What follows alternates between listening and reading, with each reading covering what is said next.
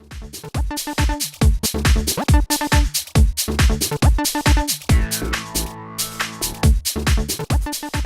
welcome to another edition of the Monday Money Tip. We're giving you a money tip that you can apply right at the beginning of the week so that you have all week long to get it in place and make it your habit so that you can live a fully funded life.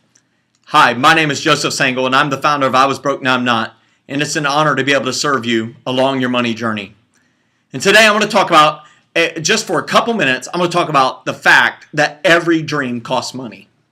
Every dream costs money.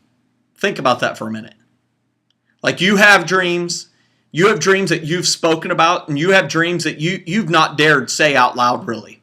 It might be that you want to advance to the next position at your business. It might be that you want to own the business or become the CEO one day. Maybe you have a dream to be able to be a stay-at-home mom. Maybe you have a dream to start a nonprofit. Maybe it's a dream to vacation someplace. Maybe you have a dream to be able to send your kids to a certain college and be able to pay for it. I don't know what your dreams are, but I guarantee you have some, and every one of them costs money. In fact, what I've discovered is every dream you have costs money either directly or indirectly. Many people say it doesn't cost anything to become a stay-at-home mom. Oh, yes, it does. That is a money decision. You're giving up the opportunity to have a job that produces income to go into a role that doesn't necessarily produce an income, but it can be a very important and valuable one that has intangible value. Every dream costs money. It'll cost you money to travel somewhere on that great vacation. It'll cost you money to send your kids to college, to retire someday.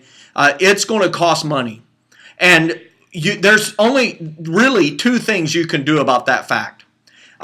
You can either be angry about it and say, it's just terrible, and I can't believe everything costs money. Every time I look to the left or to the right, somebody's wanting money. It just costs too much money to go to Hawaii, to go to Europe, to go to Africa, wherever it is you want to go. Whatever dream it is you want to do, you can either be angry about the fact that it costs money, or number two, you can do something about it. And I know that I've been sensational at throwing pity parties for myself, especially when I was broke, saying, I'm never going to be able to fund these dreams. I'm just going to wander through life and be broke. And then one day I realized that whining and complaining didn't do anything. In fact, those who whine, they're stuck. Those who win do something about it. And so I chose to do something about it. And all of a sudden, I started seeing dreams start to get funded. And in the beginning, it was small, incremental steps towards it. And it seemed like they were far off. And the next thing I know, I blinked and dreams are starting to be accomplished. But I found that a catalytic moment in my life was the day I chose to sit down and write out my dreams. I'll never forget sitting on a Southwest Airlines flight from San Diego, California to Chicago, Illinois, and really being frustrated with where my life was versus these dreams that I had in my heart. And I was prompted for the first time in my adult life to write down my dreams. And when I wrote them down and that plane landed in Chicago, I was a changed individual, because for the first time in my adult life, I had wrote down the dreams and I had really counted the cost and said, if I keep managing money the way I'm managing it right now, will any of these dreams come true? And you know what? I really did not like my response. I despised it, because the answer was absolutely not, or, man, that dream's going to be greatly delayed if it ever happens. I want your dreams to come true. And you know what? I believe they can come true. Most of them can come true. Now, I wrote down a dream to be in the NBA. Now, I'll tell you, I'm probably not going to play in the NBA. And you know what? The only way I'm really going to get on the NBA floor is if I own an NBA team. So we'll aim for that for now, is that I'll purchase an NBA team or start one.